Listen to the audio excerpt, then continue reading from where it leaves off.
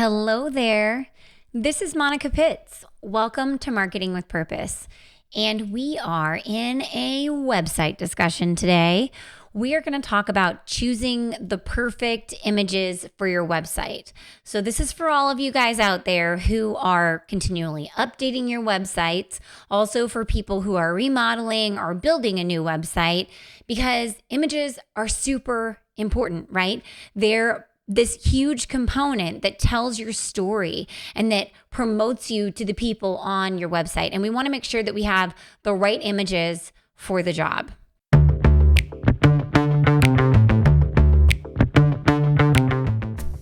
If you're a natural-born marketer, you're one lucky son of a gun. If you're like most people, marketing, especially online marketing, is about as appealing as standing in a police lineup. The May Create team of creatives has transformed websites and digital marketing from craptastic to fantastic since 2005. Our podcast, Marketing with Purpose, makes sense of marketing so you can make purposeful decisions instead of carrying on with the same old crap you've been doing. And now your host, Monica Pitts, founder of May Create, with another episode on how to make your marketing not suck. Right now, I have outlined eight suggestions, tips, techniques, whatever you want to call them, for choosing the perfect images for your website. Now, usually when I go through these things, I end up with more than 8. So if I end up with more, well, that's just more for you, right? So let's get down to business. So if you are in the process of planning your website and, well, maybe you haven't had a new website in a really long time, or maybe you've been tasked with it and you're not 100% sure how to get yourself through this process, go on out to my website. Go to resources.maycreate.com, and I have an ebook that I wrote just for you. It is called Plan a Winning Website. Now, it's pretty cool because it's going to take you through figuring out what should be on your pages, what types of functionality you might include, and it workshops you through it. It comes with a workbook, so you can literally take yourself through the same process that we've spent the last 15 years developing at May Create to plan your own website. So go out there, download it, and take a look, because it will absolutely pave the way to a way easier web design for you. So images are a really interesting piece of web design. I say that because I have some clients where they're just really interested in the overarching framework of the design. They want to make sure that the colors are right and the fonts are right, and all the components are in the right place. Some people are super concerned with the words that are on the pages, and I'm always really concerned with the words that are on the page. And then other people literally can't see around an image. If I put the wrong image in the web design, they're going to look at me and be like, Monica, you didn't hear me. You don't know what I want. And I'm like, but the whole rest of it is so beautiful. I just messed up on this one image. So I always try to make sure that I am using the images that our clients really want to see within the designs. And this is one of the things that I always talk back and forth with the designers as the art director, because they go in and sometimes they just get busy and they're just kind of plopping in images, and they'll just use the same image over and over again as a placeholder. And I always call them out on that, and I say, guys, here's the deal.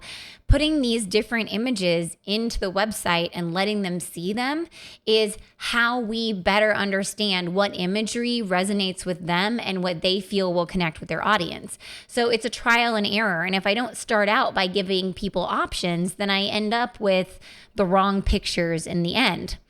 And then it's also funny too, because I just had a client the other day where his website's been live for like 2 years, and it's a great website. It's actually really cute. He's a lawyer, and they have these pictures of old toys all over the website.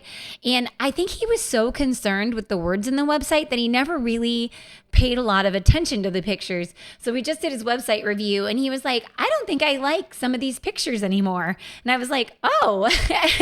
and so for some people it's at the top of their list. For other people it's at the bottom. But it is a truly important storytelling element. So what makes a perfect image for your website? Let's go through these 8 things, and I already just thought of a 9th. Holy cow. Hold on a second. Let me write it down so I don't forget it. Okay, so we're up to 9 things. So there's lots of different types of images that you could have on a website. And the ones that I'm giving you advice on today are the storytelling images, not the kind of floofy extra pieces, not things like icons or background images. That's not what I'm doing. I'm going to talk to you about the pictures of your organization. So the first thing that they have to be is real. I know all images are real, right? No, they're not. We know fake images when we see them. Everybody knows them. And so back when I started doing web design, stock images weren't nearly as available. It wasn't as inexpensive to purchase stock images as it is now. And when I say stock images, I mean like going out to istock.com and downloading pictures from an image library. They were just far more expensive, and there was like Getty Images, and that was pretty much it. And so most of the pictures that we had were pictures that people took, which was a godsend, or there were just no pictures at all because everything loaded so darn slow that you didn't want to put a picture in there sideways, right? So now things have progressed, and for many years, people were just happy to have a website. Nobody cared what type of imagery was there. Like the fact that you had a website put you ahead of the curve and ahead of your competition. And now your website is like an extension of your office. It's an extension of your organization and of your fundraising staff. And so it needs to represent you as well as your office or your executive director. So you don't want pictures of random people that you found in a stock library. Now, there are times where obviously you absolutely can't find other pictures. And in those instances, by all means, use a stock photo. Just be very careful with what you're using. So, for example, when stock photos became really big, in our city magazine, there were multiple companies that used the exact same family from iStock in their ads. I was mortified. I was like, oh my goodness, do these people know that this is happening? Like, how did it happen? And it's just that they were working with different design companies.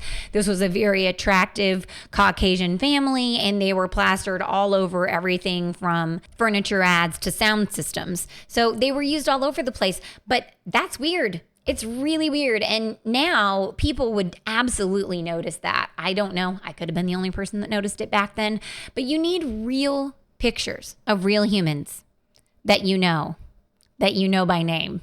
Yeah, you get what I'm saying, right? So the second thing is those pictures need to tell your story. So as you're going through and you're getting pictures, and by the way, if they're going on your website, they don't have to be some high resolution crazy stuff. They can literally be taken with a phone. It's okay. Don't freak out about it. You're going to be fine. If you don't have the money to buy a professional photographer, I mean, while they produce the most amazing pictures. So I am not advocating that if you have the budget to get a professional photographer that you should not hire one. I think you should. I love working with their stuff. Sometimes their pictures come back and I get emotional because I'm so excited that I'm going to get to build a website that's going to be that much better. It's going to be so awesome. But if you can't do it, like if you just can't afford it, it's okay, man. Just use your phone, go out and take your pictures. But I want you to think through the different processes, the different points at which people contact your organization and how you want them to see themselves through those pictures. They need to tell your story. So we need the story of the volunteers. We need the story of the people that you help. We need the story of the people that work for you. We need the story of the people that donate to you. All of those stories, and you're going to tell them through images. So all throughout the year, all the time, you're just going to take these pictures and you're just going to keep them, and they're all going to tell your story. Now, number 3 is they need to match your story. No, so what does that mean? I said they should tell your story, and now I'm saying that they should match it. So when I say they should match it, I mean like you have a tone. You have a way that you talk about yourself. You have the way that you present your organization to the public. They need to match that tone. I'm going to give you 2 examples. So one is I have a client that they make mobility carts, and their story is an uplifting one. They bring people literally out of the dirt in third world countries, and they give them a means of transportation. They allow kids to get to school for the first time.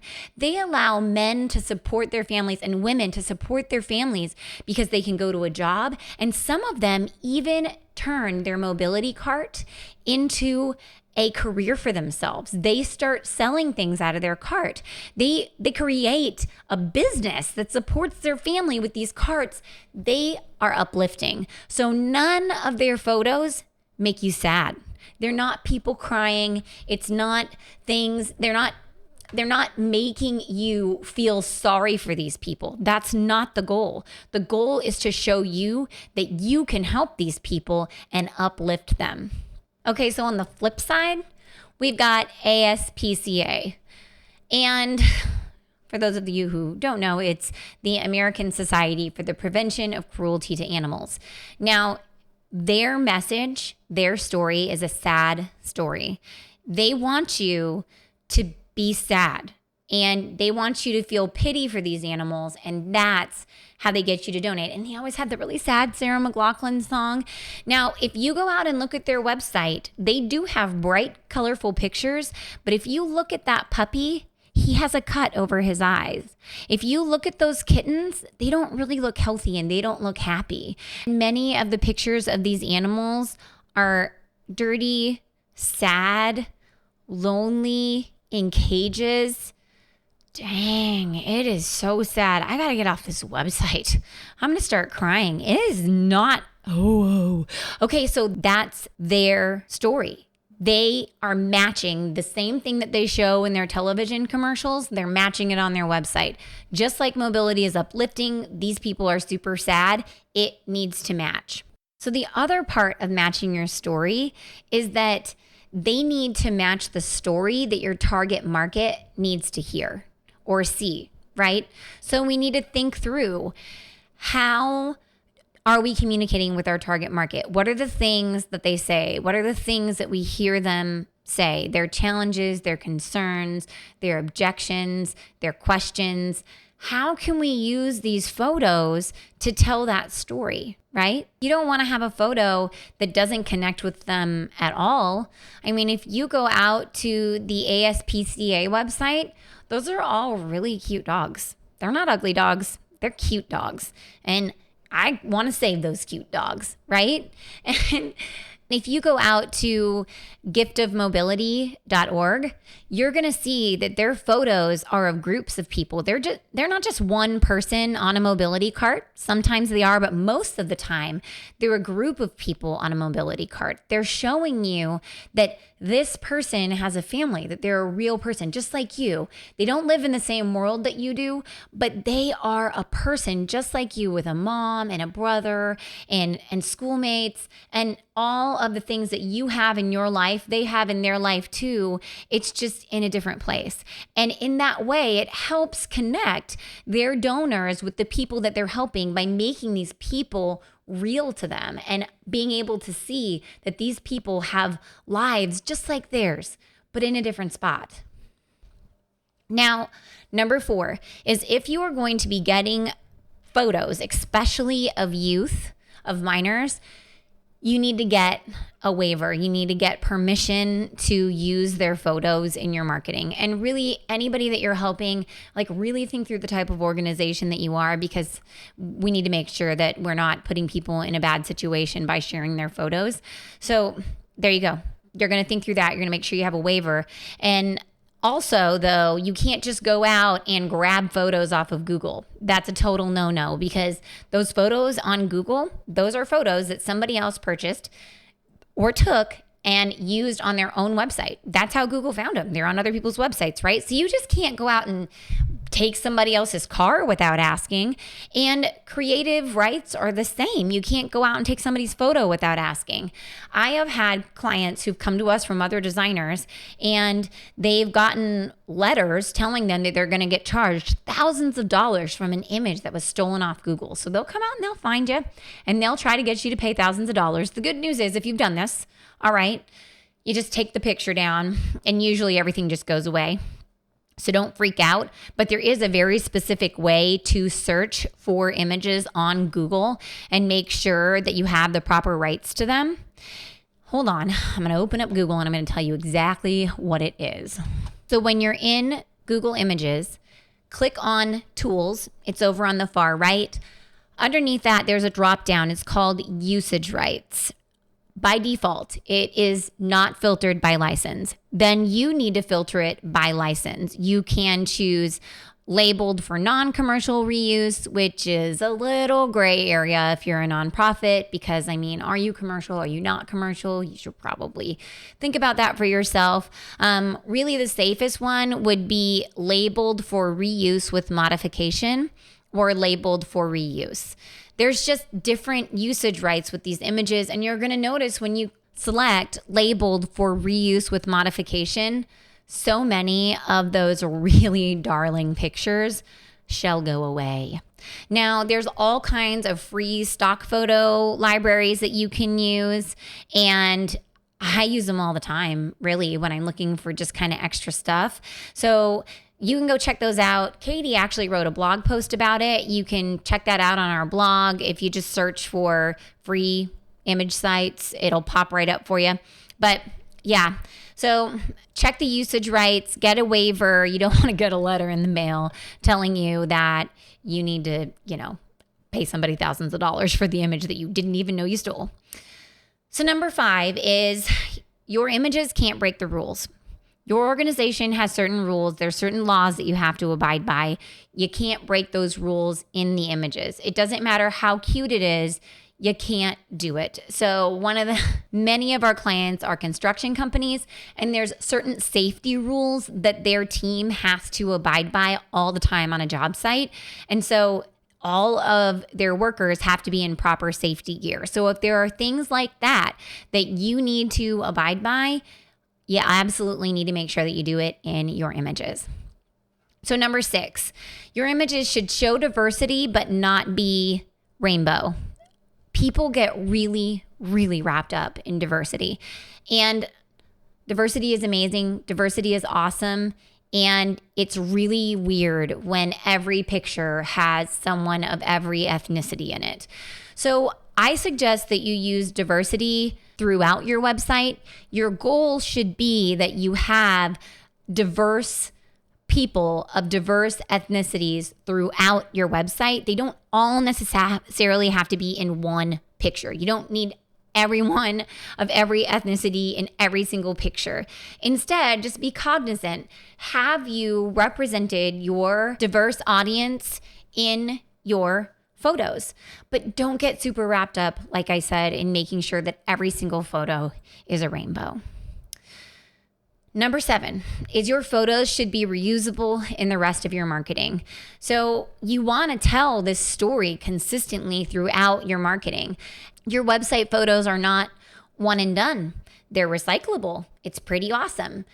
But you're going to have to save them someplace that makes sense. So make sure that you've got a spot where you can save all of your images together so that way people can find them and reuse them in your marketing. Number 8. Now, this is kind of technical, but you need to consider the orientation at which you are going to display your image on your website when you are taking pictures or selecting images. So often you will have the perfect picture, but it's portrait, not horizontal. And you're going to put it in a hero image up at the top of the page, which is that huge image up at the top of the page, or a header image. And yeah, it doesn't work. It doesn't work at all because, well, you're just getting this teeny tiny slice of it. So make sure that you consider that when you're taking your photos. If you think you're going to mostly use horizontal photos, then take mostly horizontal photos. And another trick too to make sure that you do that is if you're taking pictures, you're going to take them from further away than you think you need to because you need all that extra space on the outside. You can always crop them in and make them tighter, but you can't add stuff to the outside of them. Well, you can, but you have to be good at Photoshop to do it, and nobody wants to do it. So instead, just start with the end in mind and make sure that when you're picking pictures, you just rule out the ones that aren't the right size. So If you're in a stock photo library, I just take out all of the portrait pictures and I sort by orientation and I only look at horizontal pictures, because the last thing I want to do is fall in love with an image and then not even be able to use it. And then number 9, because I told you that I thought of number 9 as we were going along, is will they have words on top of them? So as you're choosing your photos, make sure that if you're going to put words on top of them, that you pick a picture that can actually handle that. Usually that means that you're going to have the subject of your image over on the far left or the far right, so that way you can overlay text on it. And a lot of the times you don't want to have a photo with a super busy background because that makes those words hard to see, but you can design around that too. You can just tell your designer, hey, I need to make sure that, you design something that can work with any image that I put up there. And especially if, like, for our clients, when we put a big slider up at the top of their website where the images kind of carousel around, we do that programmatically. That way they can put whatever pictures up there whenever they want to. But that also means that they can't just move the words wherever they want to, unless they want to make that all into one picture. And most of them don't want to do that. So that means that they need to pick pictures that actually fit in that space and that can have words on top of them and don't look weird. So that, just considering where the subject is and how busy that background is important. And obviously, there are all kinds of design tricks that you can use to make sure that you can put words on top of pictures. So 9 things, 9, for choosing the perfect pictures for your website. Number 1, they have to be real. Number 2, they should tell your story. Number 3, they need to match your story. Number 4, you need to get permission. Number 5, they can't break the rules. Number 6, they should show diversity, but they don't have to be a rainbow every time. Number 7, they should be reusable in the rest of your marketing, and please organize accordingly. Number 8, you need to make sure they're the proper orientation to fit the space you have. And number 9, pick photos, if you're going to put words on top of them, that can handle word overlays. This was kind of fun. Gosh, I like talking about websites. I hope that you had as much fun listening about these images as I had talking about them. Maybe it was fun because I just drank a Coca-Cola. Dang, I love that stuff. It's like the nectar of the gods. I swear I was weaned on it. Woo!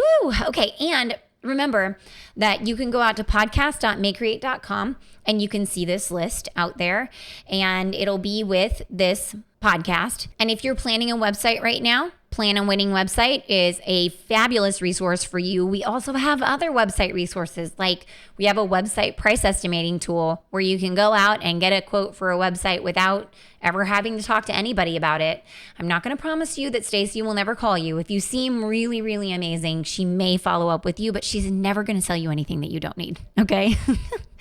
So thank you so much for your time today. And hey, I know you've got other things to do, so get out of here. Those images aren't going to pick themselves. Now go forth and market with purpose.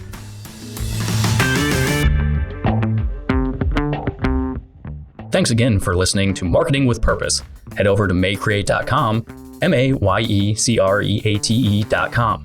Yeah, you heard me right, MAYECreate.com for podcast notes and more resources to grow your business.